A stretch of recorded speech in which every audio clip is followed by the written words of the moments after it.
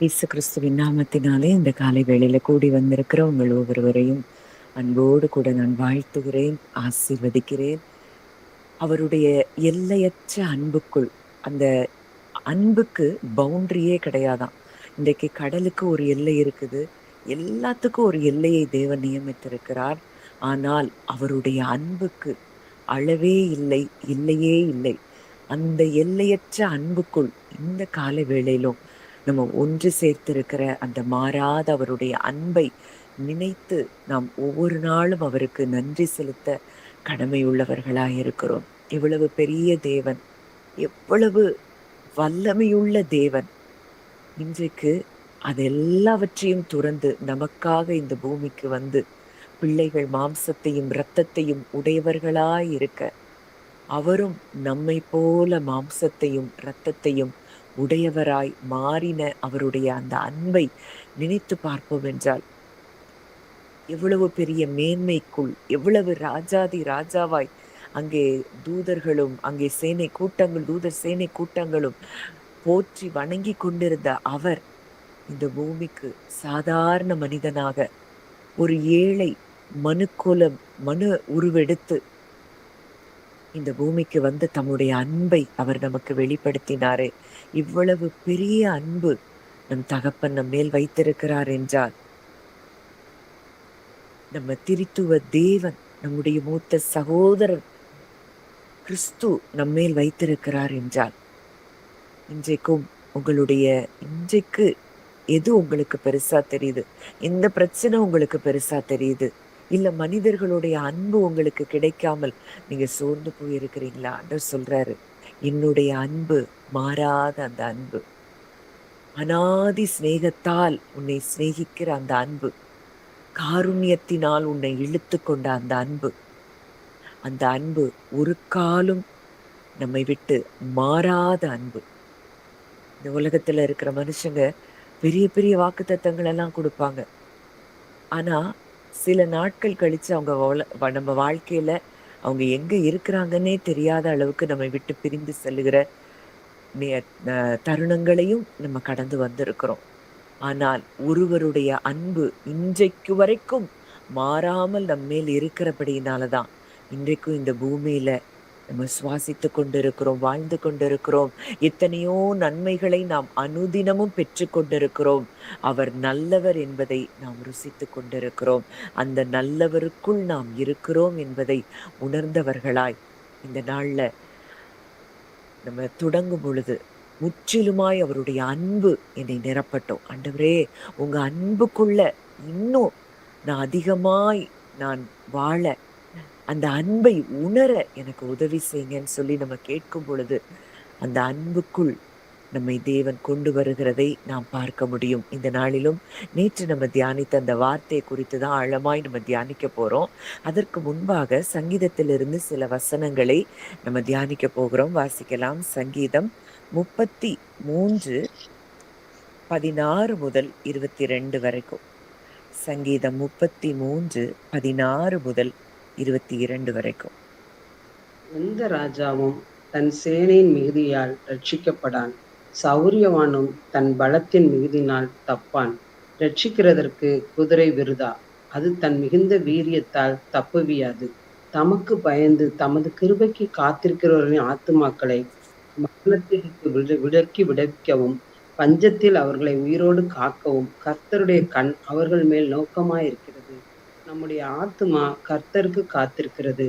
அவரே நமக்கு துணையும் நமக்கு கேடகமும் ஆனவர். அவருடைய பரிசுத்த நாமத்தை நாம் நம்பி இருக்கிறபடினால் நம்முடைய இருதயம் அவருக்குள் களிகூரும். கர்த்தாவே, நாங்கள் உம்மை நம்பி இருக்கிறபடியே உமது கிருபை எங்கள் மேலே இருக்கிறதா. இந்த சங்கீதத்தை தாவீது பாடின ஒரு சூழ்நிலை, சவுலால் துரத்தப்பட்டு ஒவ்வொரு இடத்துக்கா ஓடிக்கொண்டு இருக்கிற நேரத்துல அபிமலேக்குக்கு முன்பாக ஒரு பைத்தியத்தை போல தாவீது வேஷம் போடுகிற அந்த சூழ்நிலையில் தாவீது அபிமலேக்குக்கு முன்பாக வேஷம் மாறின போது அவனால் துரத்தி விடப்பட்ட படுகையில் பாடின சங்கீதமாம். எந்த சூழ்நிலையில் அந்த சங்கீதத்தை அவர் பாடியிருக்கிறார்? சுற்றிலும் அவர் தேவன், அவரோடு கூட இருக்கிறது நல்லா தெரியுது. ஆனா, எங்கேயுமே அடைக்கலம் இல்லாததைப் போல அவன் ஓடிக்கொண்டே இருக்கிறத நம்ம பார்க்கிறோம். சவுல் அந்த அளவுக்கு அவனை துரத்திக் கொண்டிருந்தார். எப்படியாவது அவனை கொன்றுவிட வேண்டும் என்று சவுல் துரத்திக் கொண்டிருக்கிறப்போ, அபிமெலேக்குக்கு முன்பாக பைத்தியக்காரனைப் போல அவன் வேஷம் போட வேண்டிய ஒரு சூழ்நிலை. அந்த நேரத்தில் பாடப்பட்ட ஒரு சங்கீதம் தான் இந்த சங்கீதம். அப்போ இந்த வசனம் சொல்லுது, எந்த ராஜாவும் தன் சேனையின் மிகுதியால் ரட்சிக்கப்படான், சௌரியவானும் தன் பலத்தின் மிகுதியால் தப்பான். இன்னைக்கு உலகத்துல பார்க்கும்போது எவ்வளோ பெரிய ராணுவம் இருக்கு, எவ்வளோ பெரிய சேனை இருக்கு, அதை பொறுத்து தான் அவங்களுக்கு ஜெயம் என்று சொல்லி நினைக்கிறாங்க. ஆனா வசனம் சொல்லுது, எந்த ராஜாவும் தன் சேனையின் மிகுதியால் ரட்சிக்கப்படான், சௌரியவானும் தன் பலத்தின் மிகுதியினால் தப்பான். ஒரு ராஜாவுக்கு எத்தனை வீரர்கள் இருந்தாலும், எவ்வளோ பெரிய ராணுவ படை இருந்தாலும், தேவன் இல்லை என்றால் அந்த சேனைக்கு எந்த வல்லமையும் இல்லை, அது பலனற்றதாய் போய்விடுகிறது. இததான் வேதத்துல ஒரு சம்பவம் மூலம் நம்ம பார்க்க போறோம். வாசிக்கலாம். 2 நாளாகமம் 14, 11, 12. ஒரு ராஜா எப்படி தேவன் மேல் நம்பிக்கையாய் இருந்த பொழுது தேவன் அவரை விடுவித்தார், அதே ராஜா தேவன் மேல நம்பிக்கை இல்லாமல் மனிதர்களை நம்பின போது அவன் வாழ்க்கையில என்ன நடந்தது? ஆசா ராஜாவினுடைய வாழ்க்கையில் நடந்த ஒரு காரியம். 2 நாளாகமம் 14, 11, 12.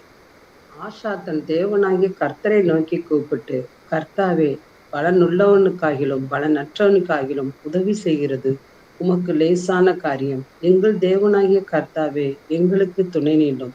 உம்மை சார்ந்து உம்முடைய நாமத்தில் ஏராளமான இந்த கூட்டத்துக்கு எதிராக வந்தோம். கர்த்தாவே, நீர் எங்கள் தேவன், மனுஷன் உம்மை மேற்கொள்ள விடாதேயும் என்றான். அப்பொழுது கர்த்தர் அந்த எத்தியோப்பியரை ஆசாவுக்கும் யூதாவுக்கும் முன்பாக முறிய அடித்ததினால் எத்தியோப்பியர் ஓடி போனார்கள். இங்க ஆசா அந்த ராஜாக்கள் எல்லாம் எதிராக வந்த உடனே அவன் தேவனை நோக்கி கூப்பிட்டு ஒரு ஜெபம் செய்கிறார். தேவனை சார்ந்து கொண்டு, கர்த்தாவே, பலம் உள்ளவனுக்காகிலும் பலன் அற்றவனுக்காகிலும் உதவி செய்கிறது உமக்கு லேசான காரியம். எங்கள் தேவனாகிய கர்த்தாவே, எங்களுக்கு துணை நில்லும். உம்மை சார்ந்து உம்முடைய நாமத்தில் ஏராளமான இந்த கூட்டத்திற்கு எதிராக வந்தோம்.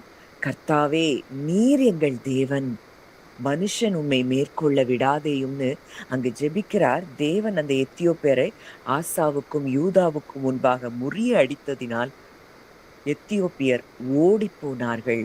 இது தேவனை சார்ந்து அவனுக்கு கிடைத்த ஒரு வெற்றி.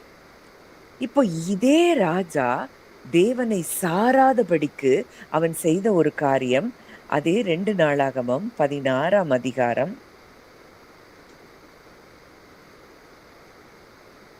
7வது வசனத்திலிருந்து வாசிங்க.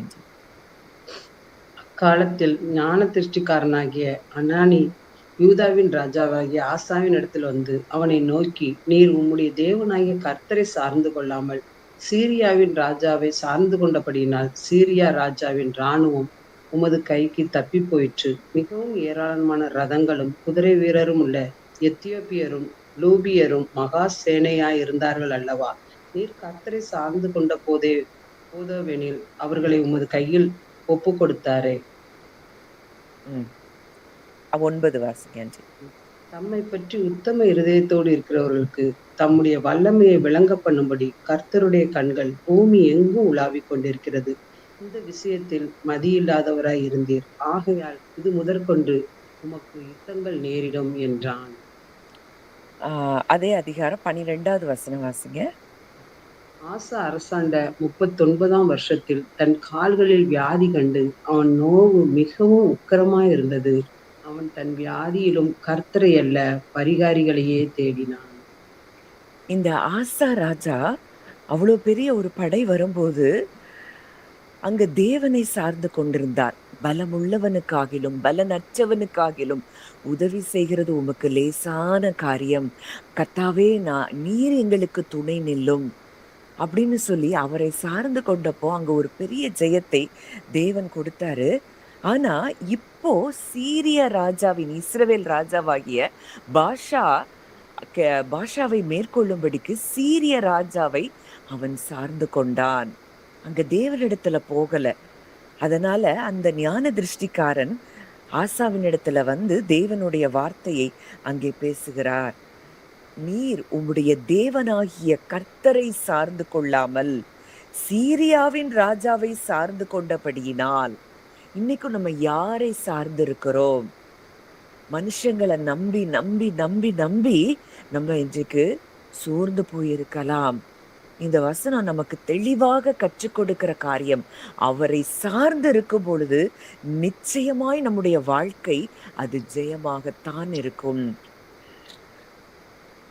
சீரியாவின் ராஜாவை சார்ந்து கொண்டபடியினால் சீரியா ராஜாவின் இராணுவம் உமது கைக்கு தப்பி போயிற்று. மிகவும் அங்க ஞாபகப்படுத்துகிறார், மிகவும் ஏராளமான ரதங்களும் குதிரை வீரரும் உள்ள எத்தியோப்பியரும் லூபியரும் மகா சேனையா இருந்தார்கள் அல்லவா. அந்த 14வது அதிகாரத்துல அந்த யுத்தத்தை அவன் ஜெயித்ததை பார்த்தோம். அவங்க எல்லாரும் எப்படி இருந்தாங்களாம்? ஏராளமான ரதங்கள், குதிரை வீரர், எத்தியோப்பியர், லூபியர், இவங்கெல்லாம் மகா சேனையா இருந்தாங்க. நீர் கர்த்தரை சார்ந்து கொண்ட போதோவெனில் அவர்களை உமது கையில் ஒப்பு கொடுத்தாரே. அவர்களை எல்லாம் உங்க கையில ஒரு ஒப்பு கொடுத்தாரே. அவங்க சேனை பெரிது, அவங்க ரதங்கள் அதிகம், அவங்க குதிரை வீரர் அதிகம். ஆனா அப்படிப்பட்ட யுத்தத்திலேயே உனக்கு ஜெயத்தை கொடுத்தாரே. அடுத்த வசனம் ரொம்ப முக்கியமான ஒரு வார்த்தை. தம்மை பற்றி உத்தம இருதயத்தோடு இருக்கிறவர்களுக்கு தம்முடைய வல்லமையை விளங்க பண்ணும்படி கர்த்தருடைய கண்கள் பூமி எங்கும் உலாவிக் கொண்டிருக்கிறது. தம்மை பற்றி உத்தம இருதயத்தோடு இருக்கிறவர்கள். அப்போ உத்தம இருதயத்தோடு இருக்கிறவர்கள் யார்? காலேபியும் யோசுவாவையும் பார்க்கும்போது அவர்கள் உத்தம இருதயம் உள்ளவர்கள் என்று சொல்லி நம்ம பார்க்கிறோம்.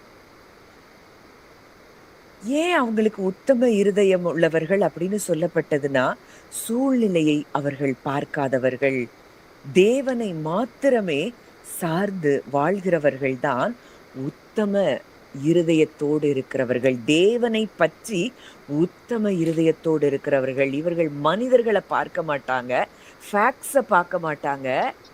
எல்லா கண்களுக்கு எல்லாம் உண்மையை போல தெரியும், ஆனா அந்த உண்மையை பெரிதாக நிஜமாக பார்க்க மாட்டார்கள். தங்களோடு இருக்கிற தேவனை அவர்கள் பெரிதாக பார்க்கிறவர்களாய் இருப்பார்கள். அப்படிப்பட்டவர்களுடைய வாழ்க்கையில் தம்முடைய வல்லமையை விளங்க பண்ணும்படி கர்த்தருடைய கண்கள் பூமி எங்கும் உலாவிக் கொண்டிருக்கிறதாம். இன்றைக்கு நம்முடைய இருதயம் எப்படி இருக்கிறது? அவரை பற்றி உத்தம இருதயத்தோடு இருக்கிறோமா? அப்படின்னா நிச்சயமாய் அவருடைய வல்லமை நம் வாழ்க்கையில் வெளிப்பட்டே தீரும். ஏன்னா அவருடைய கண்கள் பூமி எங்கும் உலாவிக் கொண்டிருக்கிறது. அங்க இதெல்லாம் நடக்குது. இதற்கு அப்புறமும் ஆசா ராஜாவுக்கு ஒரு சம்பவம் நடக்குது. அவன் தன் கால்களிலே வியாதி கண்டு, நோவு மிகவும் உக்கிரமா இருக்கு, வியாதி மிகவும் பெருசா இருக்கு. வசனம் சொல்லுது, இது அந்த காலத்துல, ஐயோ இந்த வியாதியில கூட அவன் கடவுளை தேடாம டாக்டரை தேடி போறானே. டாக்டர்கிட்ட போகிறது தப்பு இல்ல, ஆனால் சுகம் கொடுக்கிறவர் என் தேவன் என்று சொல்லி நம்ம நினைக்கிறோமா? நம்ம இருதயம் உத்தம இருதயத்தோடு இருக்குதா? அவன் தன் வியாதியிலும் கர்த்தரை அல்ல பரிகாரிகளையே தேடினான். கடைசியில் அந்த ராஜா மரித்து போறாரு. ஆனா அவனுடைய மனது ஒரு காலத்துல தேவனையே சார்ந்திருந்தது. அங்க எல்லாம் நடக்க ஆரம்பிக்க அவனுடைய மனது மனிதனை சார்ந்து கொள்ள, மனிதர்களை சார்ந்து கொள்ள ஆரம்பித்தது. முதலாவது சீரிய ராஜாவின் உதவிய நாடுறான். வியாதி வந்த பொழுது பரிகாரிகளை நாடுனான். அந்த நேரத்துல கூட, கர்த்தாவே நீர் எனக்கு துணை நின்று எனக்கு இந்த வியாதியிலிருந்து என்னை விடுவியும் அப்படின்னு எசேக்கியா ராஜாவை போல அவன் ஜெபித்திருப்பான் என்றால் அவனுக்கு அந்த வியாதி நீங்கி இருக்கும். எசேக்கியா ராஜா எவ்வளவு அழகா ஜெபிக்கிறாரு. நான் உங்களை பத்தி உத்தமமா இருந்தேனே, உங்களை உண்மையா பின்பற்றினேனே, எனக்கு ஏன் இந்த வியாதி அப்படின்னு சொன்ன மாத்திரத்துல தேவன் அவனுக்கு இறங்கி அவனுடைய ஆயுசு நாட்களை கூட்டினதை பார்க்கிறோம். இன்றைக்கும் நம்முடைய இருதயம் யார நம்பிட்டு இருக்கு? எதை நம்பிட்டு இருக்கு? அவரை நம்புறோமா? தம்மை பற்றி உத்தம இருதயத்தோடு இருக்கிறவர்களுக்கு தம்முடைய வல்லமையை விளங்க பண்ணும்படி கர்த்தருடைய கண்கள் பூமி எங்கும் உலாவிக் கொண்டிருக்கிறதாம். சூழ்நிலைகளுக்கு மத்தியில் அவரை பெரிதாக பார்க்கிறோமா? மனிதர்களை பெரிதாக பார்க்கிறோமா? என் தேவன் என்னோடு கூட இருக்கிறார். ஒருவேளை நீங்க சொல்லலாம், எனக்கு பலனே இல்ல, எனக்கு நம்புறதுக்கு பலன் இல்ல, ஆனாலும் கர்த்தாவே நான் உம்மை நம்பி வந்திருக்கிறேன்.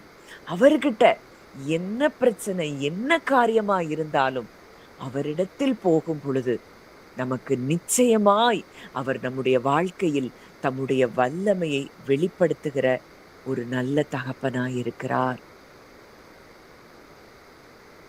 அடுத்த வசனம் சங்கீதம் 33 அந்த 17 வாசிங்கன்றி. சங்கீதம் 33 17. ரட்சிக்கிறதற்கு குதிரை விருதா, அது தன் மிகுந்த வீரியத்தால் தப்புவியாது. ரட்சிக்கிறதற்கு குதிரை விருதா, அது தன் மிகுந்த வீரியத்தால் தப்புவியாது. அப்போ அந்த காலத்துல குதிரை அப்படின்னா அந்த யுத்தத்துல அதுக்கு மிகப்பெரிய ஒரு இடம் இருந்தது. ஒரு பெரிய போர்ல மிகப்பெரிய ஒரு ஆயுதமாகவே அந்த காலத்துல வச்சிருந்தாங்க. இன்னைக்கு ஒருவேளை குதிரைகள் நம்மள்ட்ட இல்லாம இருக்கலாம். ஆனா நம்ம கிட்ட இருக்கக்கூடிய பணம், வேலை, பதவி, அறிவு, அழகு, மக்களுடைய பெரிய பெரிய கான்டாக்ட்ஸ், இது எல்லாம் நமக்கு இன்றைக்கு குதிரைகளா இருக்கின்றன. இது எல்லாம் நல்லதா? நல்லதுதான். ஆனால் இது எதுவும் நம்மை ரட்சிக்க முடியாது. அதனாலதான் தாவீது சிலர் ரதங்களை குறித்து, சிலர் குதிரைகளை குறித்து மேன்மை பாராட்டுகிறார்கள். அந்த வசனத்தை வாசிக்கலாம். சங்கீதம் 20:7.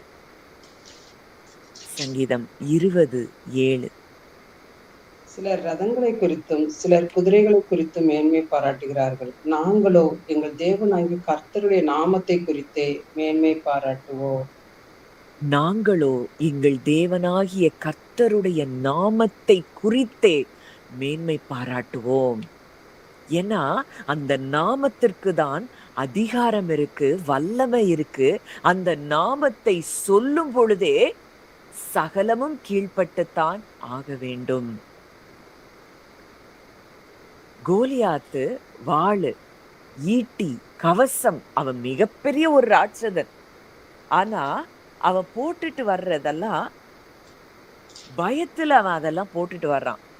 ஏன்னா அவன் கூட மிகப்பெரிய நாமம் இல்லை. தாவீது சொல்றாரு, நானோ நீ நிந்தித்த இஸ்ரவேலின் தேவனுடைய சேனைகளின் கர்த்தருடைய நாமத்திலே நான் வருகிறேன். அங்க பெரிய ஆயுதம், பெரிய அங்க அவனுக்கு கோலியாத்துக்கு வெற்றியை தரல. அந்த கவசம் அவனுக்கு பாதுகாப்பை தரல. ஒரு சின்ன கல், அந்த கல் அன்றைக்கு ஜெயத்தை தரல. அந்த தேவனுடைய நாமத்தை நம்பி போனானே தாவீது, அந்த நாமம் அன்றைக்கு அவனுக்கு மிகப்பெரிய வெற்றியை கொடுத்தது. அவனால கவசத்தை போட முடியல, எந்த ஒரு வெப்பன்ஸும் அவன் கையில எடுத்துட்டு போகல. வெறுமனே கவனையும் கல்லையும் எடுத்துட்டு போறான். 40 நாட்கள் அங்க பயங்காட்டி கொண்டிருந்த அந்த கோலியாத் ஒரே நொடி பொழுதுல வீழ்த்தப்பட்டார். காரணம், அவருடைய நாமத்தை நம்புகிறவர்களுக்கு நிச்சயம் எதிராய் எந்த சத்துருவும் நிற்க முடியாது. இன்றைக்கு மனிதர்கள் நம்முடைய சத்துருக்கள் அல்ல. நமக்கு சத்ரு யார்? நமக்கு இருக்கிற மாம்சம், ஃப்ளஷ், 5 சென்சஸ். மனிதர்களுடைய வார்த்தைகள் இன்றைக்கு நம்மளை காயப்படுத்தலாம், துக்கப்படுத்தலாம். இதெல்லாம் இதற்கு எல்லாவற்றிற்கும் பின்பாக இருப்பவன் அந்த சத்துரு மாத்திரமே. பிசாசாகிய அவன் நம்மளை சோர்வுறப்படுத்த, நம்மளை துக்கப்படுத்த அவன் மனிதர்களை பயன்படுத்துகிறான். அப்போ நம்ம இன்றைக்கு எந்த நாமத்தை பெற்றிருக்கிறோம் என்று தெரிந்திருந்தோம் என்றால் உலகத்தின் வேறு எந்த சத்துருவும் நமக்கு எதிராக நிற்க முடியாது. நம்முடைய மாம்சம் நமக்கு எதிராய் நிற்க முடியாது. அவருடைய நாமத்தை நம்பி இருக்கும் போது அதுல இருந்து தானே பயம் வருது, கவலை வருது, சோர்வு வருது. இது இப்படி ஆயிருமோ, அது அப்படி ஆயிருமோ, என் வாழ்க்கை எப்படி இருக்கும், எதிர்காலம் எப்படி இருக்கும், என் பிள்ளையினுடைய எதிர்காலம் எப்படி இருக்கும். இதுக்கெல்லாம் காரணம் அவருடைய நாமம் எவ்வளவு பெரிதென்பதை நாம் இன்னமும் உணராத இடத்தில் இருக்கிறோம். எங்கெல்லாம் அவரோட அன்பை உணரலையோ, அவருடைய வல்லமைய உணரலையோ, அங்கதான் பயம் இருக்கும், கவலை இருக்கும். நல்லா புரியணும். எங்கெல்லாம் அவருடைய அன்பையும் வல்லமையையும் நாம் உணரவில்லையோ அந்த இடங்களில் எல்லாம் நமக்கு பயமும் கவலையும் சோர்வும் நிச்சயமா இருக்கும். அப்போ உணர்வதற்கு நம்ம என்ன செய்யணும்? அதனாலதான் சங்கீதத்துல பார்க்கிறோம், நீங்கள் அமர்ந்திருந்து நானே தேவன் என்று அறிந்து கொள்ளுங்கள்னு சொல்றாரு. அறிந்து கொள்ளுங்கள்னா அதுதான் உணர்கிற இடம். அவரை ரியலா நம்முடைய சூழ்நிலைகளில் பார்க்க ஆரம்பிப்பது, அந்த அவருடைய நாமத்தை மிகவும் பெரிதாய் பார்க்க ஆரம்பிக்கும் போது நிச்சயமாய் நம்முடைய வாழ்க்கையில் எல்லாமே ஜெயமாக முடியும். காலேபு யோசுவாவும் அவருடைய நாமத்தை நம்பினாங்க. அவரை பற்றி உத்தம இருதயத்தோடு இருந்தாங்க.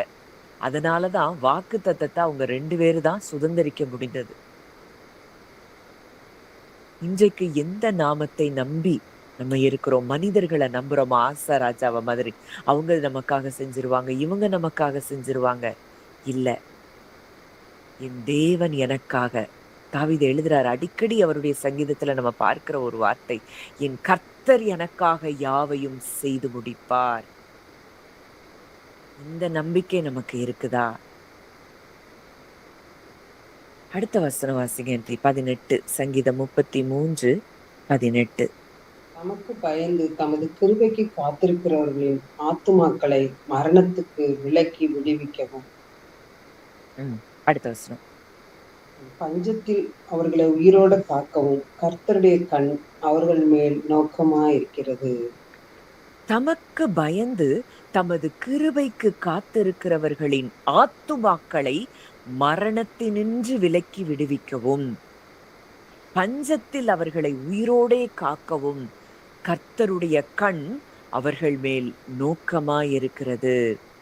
மறுபடியும் பார்க்கிறோம், அந்த ஆசா ராஜாவினுடைய வாழ்க்கையில அங்க அந்த தீர்க்கதரிசி சொன்ன வார்த்தை, தம்மை பற்றி உத்தம இருதயத்தோடு இருக்கிறவர்களுக்கு தம்முடைய வல்லமையை விளங்க பண்ணும்படி கர்த்தருடைய கண்கள் பூமி எங்கும் உலாவிக் கொண்டிருக்கிறது. இங்க பார்க்கிறோம், இங்கேயும் யார் மேல கர்த்தருடைய கண்கள் நோக்கமா இருக்கிறதாம்? தமக்கு பயந்து தமது கிருபைக்கு காத்திருக்கிறவர்களின் ஆத்துமாக்களை மரணத்தினின்று விலக்கி ரட்சிக்கவும். அப்ப பயந்து, அடிக்கடியா நம்ம தியானித்திருக்கிற வார்த்தை, அவருக்கு பயப்படுவதுனா அவரை எல்லா விதத்திலும் மிக பெரியவராய் பார்ப்பது, அவரை ஃபர்ஸ்ட் ப்ரையாரிட்டி நம்ம லைஃப்ல அவருக்கு கொடுப்பது, அவருடைய வார்த்தையை அப்படியே ஏற்றுக்கொள்வது. அதுதான் அவருக்கு பயப்படுகிற ஒரு காரியம். அவருக்கு பயந்து அவருடைய கிருபைக்கு காத்திருக்கிறவர்களின் ஆத்துமாக்களை மரணத்திற்கு விலக்கி விடுவிக்கவும். ஆண்டவரே, உங்க கிருபை இல்லாம என்னால ஒண்ணுமே முடியாது, உங்க அன்பு இல்லாம. இப்போ இந்த கிருபைக்கு காத்திருக்கிறவர்கள் தங்களுடைய திறமையை நம்புகிறவர்கள் அல்ல. அவர் கிருபைதான் என்ன நடத்தணும். அவங்க தங்களுடைய படிப்பையோ, பதவியையோ, அழகையோ, அதிகாரத்தையோ, செல்வத்தையோ நம்பவே மாட்டார்கள். அந்த கிருபைக்கு காத்திருக்கிறவர்கள், அப்படிப்பட்டவர்களை அவர் என்ன செய்கிறாராம்? அவர்களை மரணத்தினின்று விலக்கி விடுவிக்கிறாராம். அவர்களை ஒருபோதும் அவர் கைவிட மாட்டாராம். இன்றைக்கும் நம்முடைய வாழ்க்கையின் சூழ்நிலைகளில் யாரை பிரதானமாய் பார்த்து கொண்டிருக்கிறோம்? அடுத்த வசனம் சொல்லுது, பஞ்சத்தில் அவர்களை உயிரோடே காக்கவும். சூழ்நிலையை தேவன் மாற்றுகிறவர் மாத்திரம் அல்ல. உலகம் முழுக்க பஞ்சம் இருக்கலாம், ஆனால் அந்த பஞ்சத்துக்குள், அந்த சூழ்நிலைக்குள்ளும் தம்முடைய மக்கள் அந்த பஞ்சத்தில் சிக்காதபடி காக்கிறவர் தான் நம்முடைய தேவன்.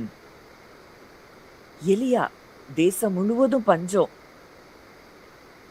அவர் எங்கேயோ ஒரு ஆற்றங்கரையில இருக்கிறாரு. ஆனா காகங்களை கொண்டு அங்கே தேவன் போஷித்தார். பின்பு சாரிபாத் விதவையின் மூலம் அவனை போஷிக்கிறார்.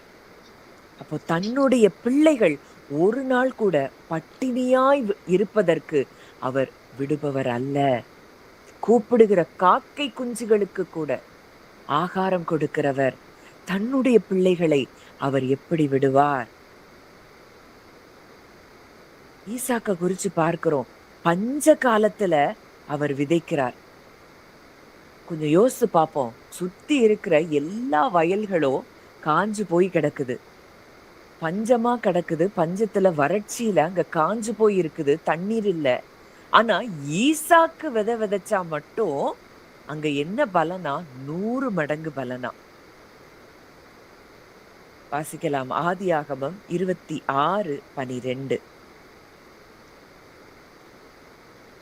ஈசாக்கு அந்த தேசத்தில் விதை விதைத்தான். கர்த்தர் அவனை ஆசீர்வதித்ததினால் அந்த வருஷத்தில் 100 மடங்கு பலன் அடைந்தான்.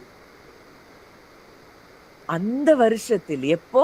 பஞ்ச காலத்தில் 100 மடங்கு பலனை அடைந்திருப்பான் என்றால், இன்னைக்கு உலகத்துல என்ன வேணாலும் நடக்கலாம்.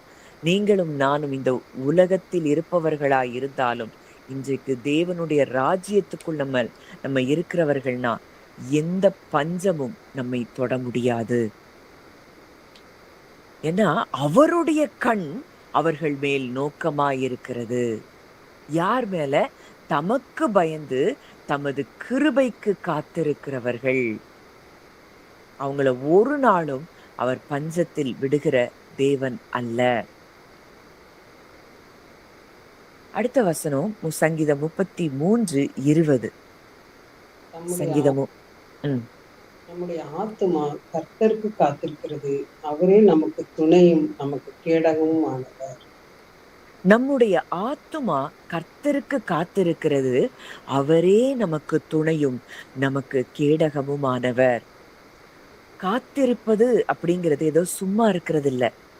தேவன் எனக்காக செய்து கொண்டிருக்கிறார், கிரியை செய்து கொண்டிருக்கிறார் என்ற நம்பிக்கையில் அவரில் நிலைத்திருப்பதுதான் காத்திருக்கிற ஒரு காரியம். அவரே நமக்கு துணை அப்படின்னா என்ன அர்த்தம்? நம்முடைய பாரத்தை நம்ம இல்ல, அவரும் நம்மோடு சேர்ந்து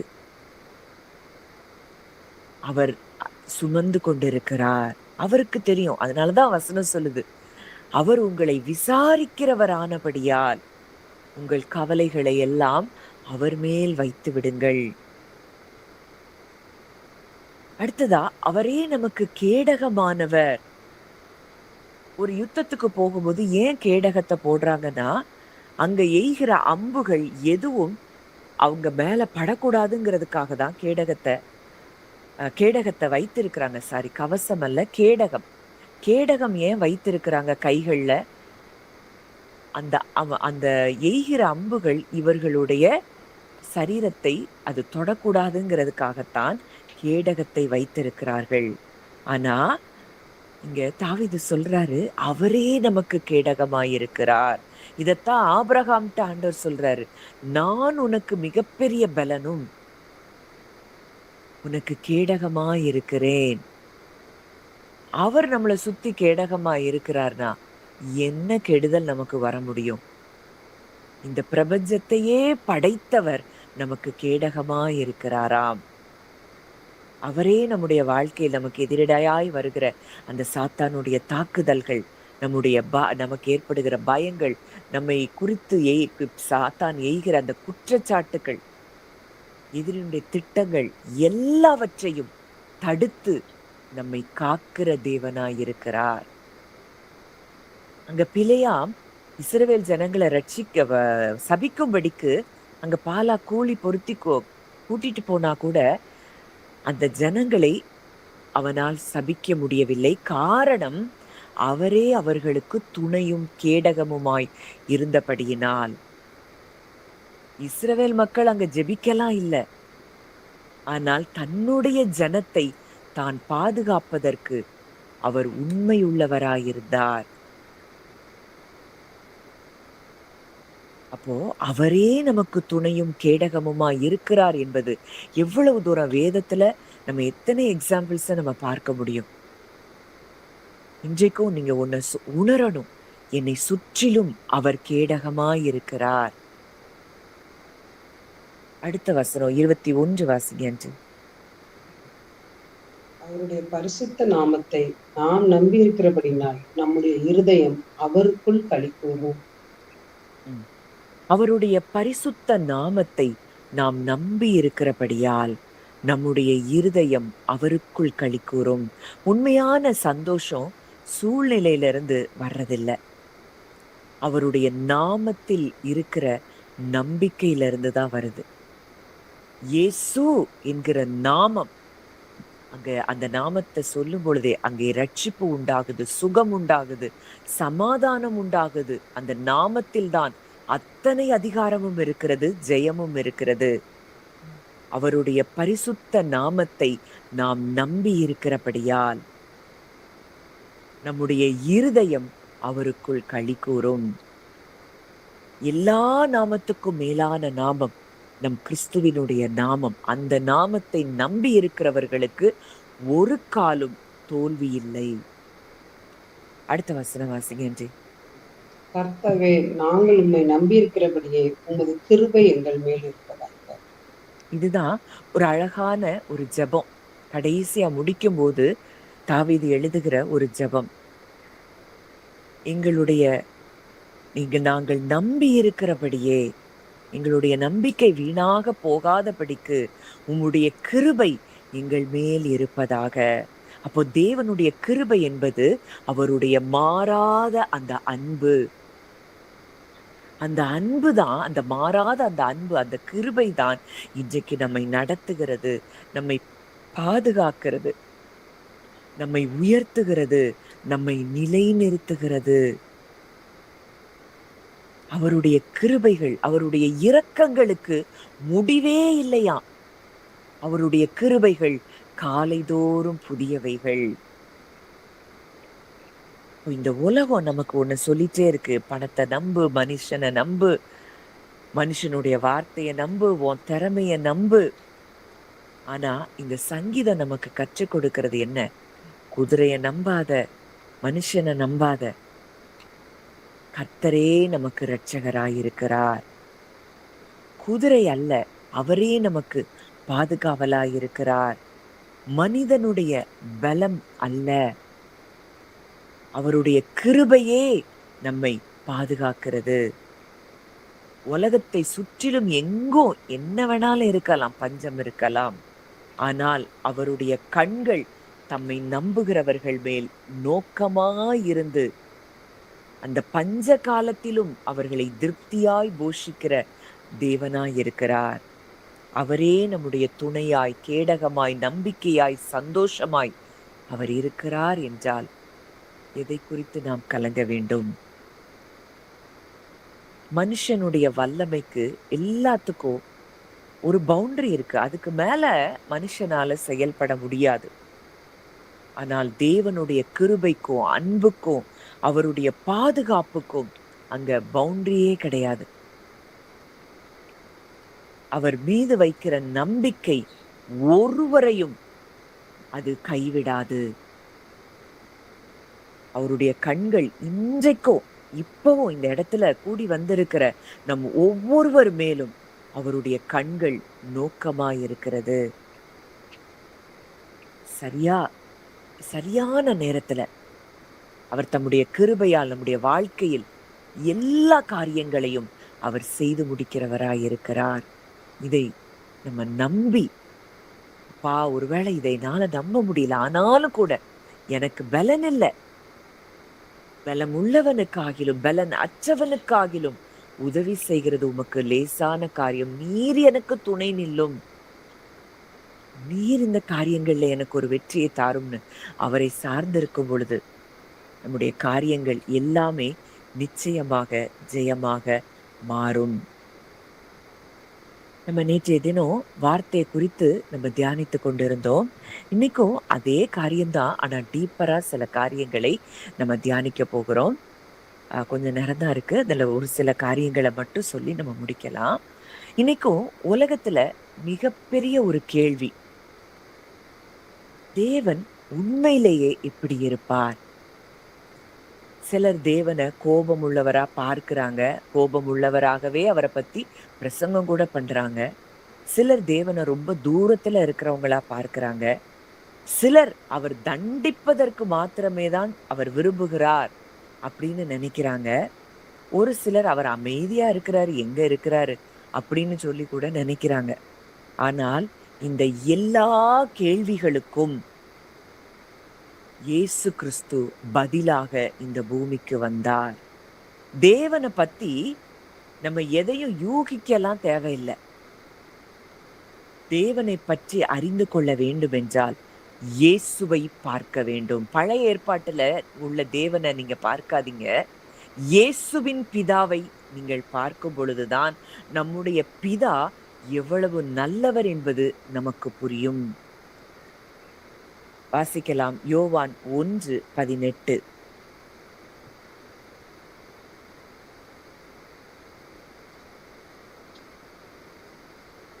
யோவான் 1:18. தேவனை ஒருவனும் ஒரு காலும் கண்டதில்லை, பிதாவின் மடியில் இருக்கிற ஒரே பேரான குமாரனே அவரை வெளிப்படுத்தினார். தேவனை ஒருவனும் ஒரு காலும் கண்டதில்லை, பிதாவின் மடியில் இருக்கிற ஒரே பேரான குமாரனே அவரை வெளிப்படுத்தினார். நீங்க பழைய ஏற்பாட்டை வாசிச்சுட்டு நீங்க இன்னைக்கும் பயந்து கொண்டு இருக்கிறீங்களா? இந்த வசனம் தெளிவா யோவான் எழுதுறாரு, பிதாவின் மடியில் இருக்கிற ஒரே பேரான குமாரனே அவரை வெளிப்படுத்தினார். வாசிக்கலாம், கொலோசையர் 1:15.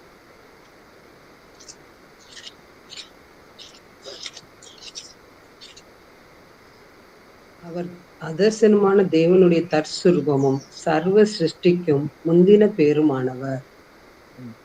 அவர் அதரிசனமான தேவனுடைய தற்சுரூபமும், he is the image of the invisible God. அது தமிழ்ல கூட வித்தியாசமா இருக்கு, இங்கிலீஷ்ல அழகா இருக்கு. he is the image of the invisible God. அவர் காணப்பட முடியாத தேவனுடைய சாயலாக இருக்கிறார். தேவனை யாரும் கண்களால பார்க்க முடியாது, ஆனால் தேவன் மனிதர்களை நேசித்தபடியால், இவ்வளவாய் உலகத்தில் அன்பு கூர்ந்தபடியால் அவர் தம்மை மனித உருவில் வெளிப்படுத்தினார். அந்த மனித உருதான் இயேசு கிறிஸ்து. இந்த இயேசு வெறுமனே ஏதோ ஒரு ப்ராஃபட் மாத்திரம் இல்லை, ஏதோ தேவனை பற்றி சொல்லிக் கொடுக்க வந்த டீச்சர் கிடையாது. அவரே தேவனை நமக்கு முழுமையாக காண்பித்தவராயிருந்தார். இப்போ ஒரு ராஜா ஏதோ ஒரு சட்டத்தை இயற்றி அங்க ராஜாவினுடைய முத்திரை அங்க பதிக்கப்படுதுன்னா, அந்த முத்திரையை பார்த்த உடனே அந்த ராஜாவினுடைய அதிகாரத்தை நம்ம அறிந்து கொள்ள முடியும். அதே போலதான் கிறிஸ்துவை பார்த்தாலே, இயேசுவை பார்த்தாலே பிதாவினுடைய சுபாவத்தை நாம் அறிந்து கொள்ள முடியும். இன்னைக்கும் பயம், ஐயோ நான் இன்னைக்கு பைபிள் வாசிக்கல, எனக்கு அதை செஞ்சிருவாரோ, நான் இன்னைக்கு முழங்கால் போட்டு ஜோமெடலை, எனக்கு இது நடந்துருமோ, இப்படி ஒரு பயத்துக்குள்ள இருக்கிறோமா? ஜெபிக்கணுமா? ஜெபிக்கணும்.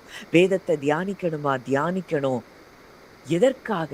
அவரை அறிகிற அறிவிலே, அவரோடு கூட அந்த ரிலேஷன்ஷிப்ல வளர்றதுக்கு தான் இத செய்யணுமே தவிர, இதெல்லாம் செய்யல அப்படின்னா எனக்கு என்ன ஆண்டவர் தண்டிச்சிருவாரு அப்படிங்கிறது இல்ல. நம்ம அவரோடு கூட உறவுல நம்ம குறைவோம்னா, நமக்கு பயம் வரும், கவலை வரும். அதற்காகத்தான் வேதம் அடிக்கடி சொல்லுது, இடைவிடாமல் ஜெபம் பண்ணுங்கள். எப்படி இடைவிடாம முழங்கால் போட்டு நம்மளால ஜெபிக்க முடியாது.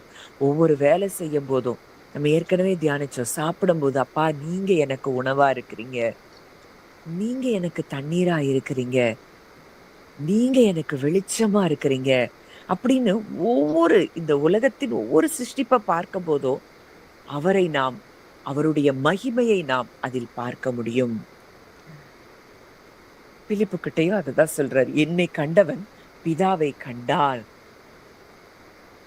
இவ்வளவு காலம் நான் உங்களோடு கூட இருந்தும் என்னை நீங்கள் அறியவில்லையா? நான் பிதாவை பற்றி சொல்லுகிறேன்னு சொல்லல. நானே பிதாவை வெளிப்படுத்துகிறேன்.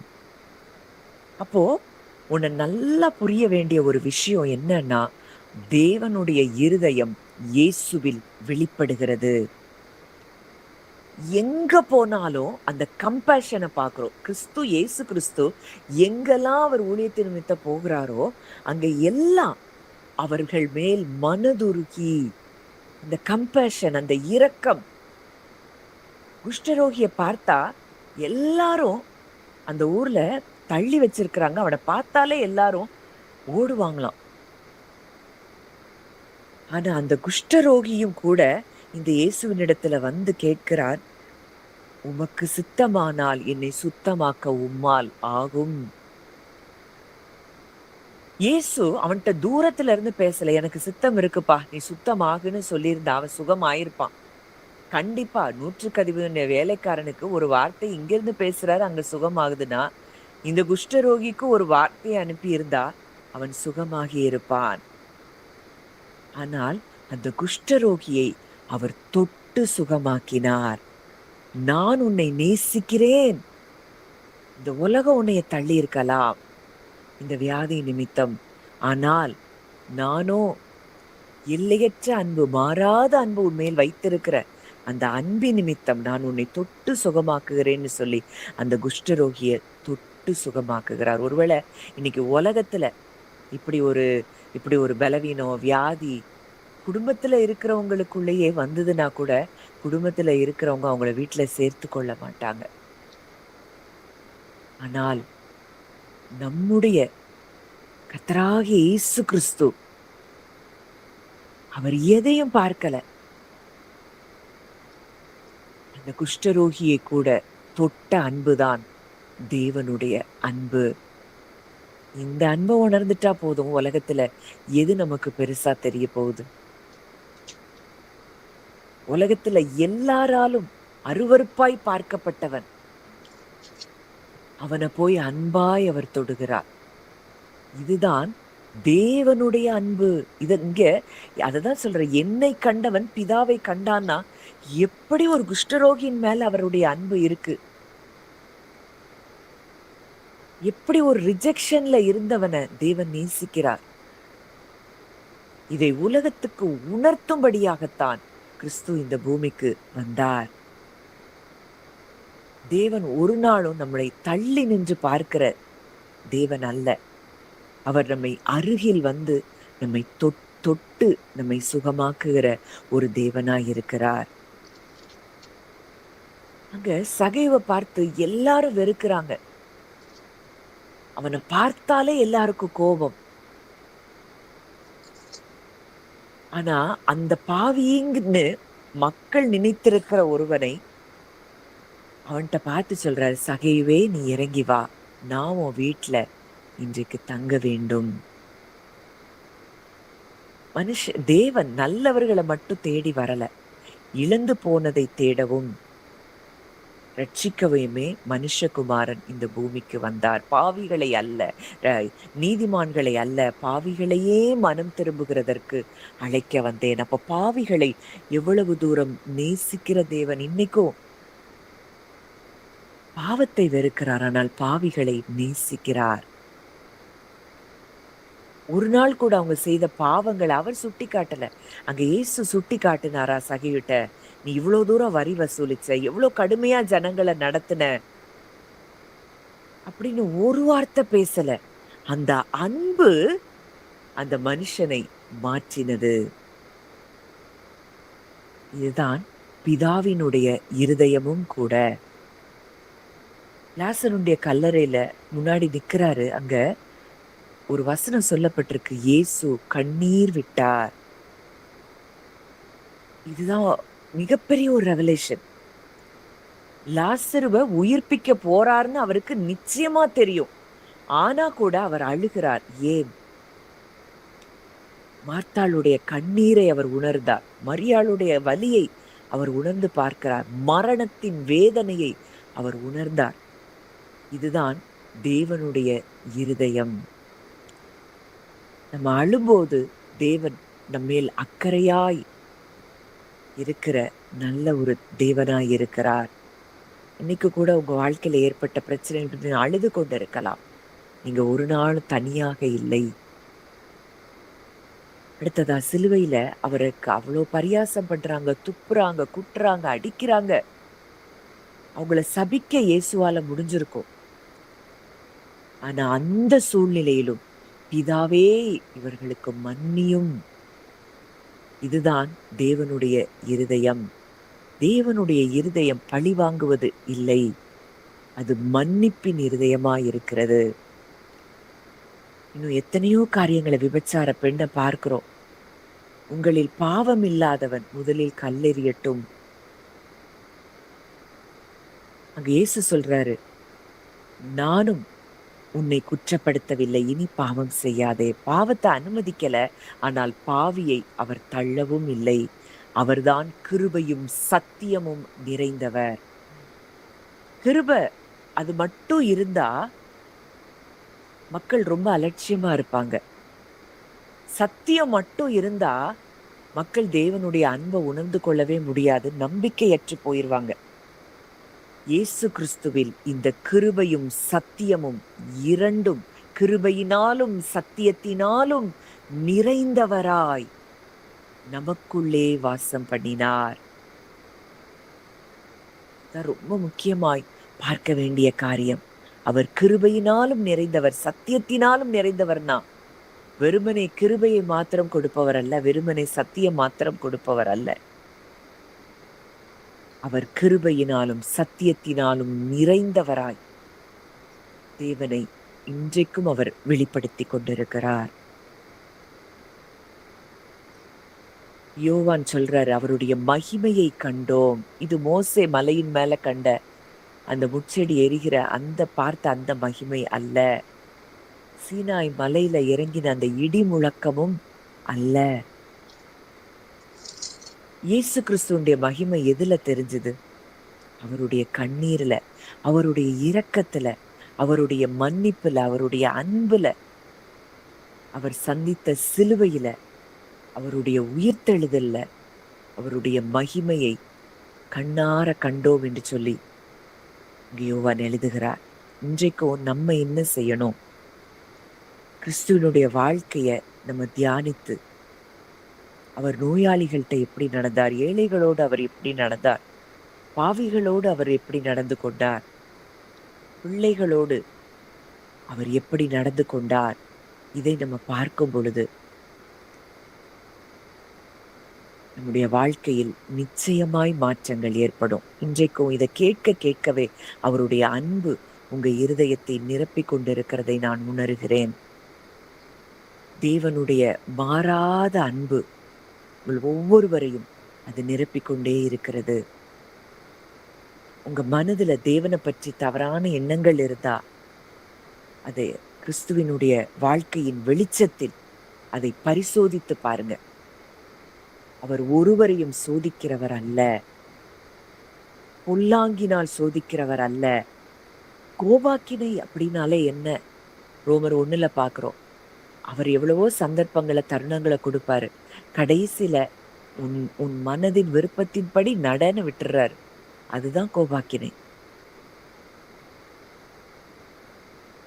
அதை வச்சுட்டு தேவன் தான் இதை செஞ்சிட்டாருன்னு சொல்றதுக்கு நம்மளால முடியவே முடியாது. ஏன்னா இயேசுதான் தேவனுடைய இருதயத்தின் முழுமையான ஒரு மொழிபெயர்ப்பு. நம்ம புரியிற லாங்குவேஜுக்கு நமக்கு அன்புனா என்ன, நம்ம எப்படி எந்த லாங்குவேஜ்ல அவரை வெளிப்படுத்தினார்னா நமக்கு புரியுமோ அந்த லாங்குவேஜ்ல அவர் மனுஷனாக வந்து தம்மை வெளிப்படுத்தினார்.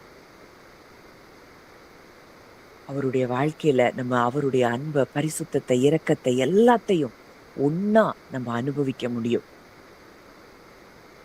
அதனாலதான் யோவான் தனது சுவிசேஷத்தை ஆதியிலே வார்த்தை இருந்தது அப்படின்னு சொல்லி ஆரம்பிக்கிறார். அந்த வார்த்தை இன்றைக்கு நம்மோடு கூட இருக்கிறார்.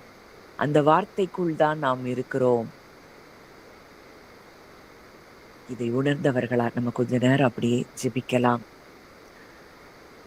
அந்த அன்பை நீங்க உணர ஆரம்பிங்க. யோசித்து பார்ப்போம். ராஜாதி ராஜா, தேவாதி தேவன் இன்றைக்கு அந்த பரலோகத்துல அவர் வீற்றிருப்பது அவருக்கு சந்தோஷமா இல்லை.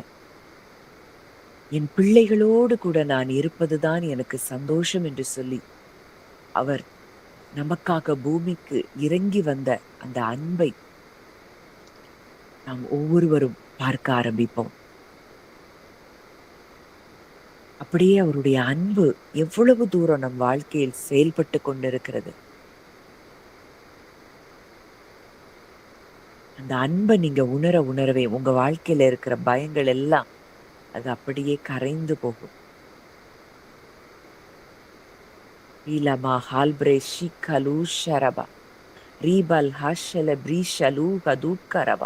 அந்த அன்பை நீங்க பார்க்க ஆரம்பிங்க. அந்த அன்பு உங்க மேல இருக்கு. அந்த அன்பே உங்களுக்குள்ள இருக்கிறார். தேவன் அன்பாகவே இருக்கிறார். அந்த அன்புக்குள்ளதான் நீங்களும் நானும் இருக்கிறோம். அவரே நமக்கு துணையாய் கேடகமாய் இருக்கிறார்.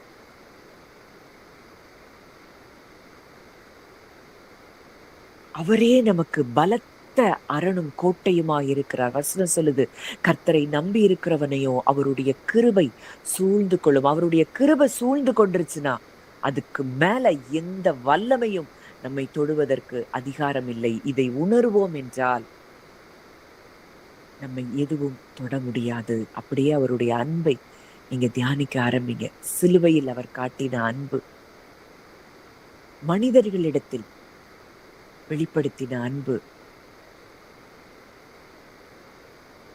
அந்த குஷ்டரோகியை தொட்டு சுகமாக்கின அந்த அன்பு,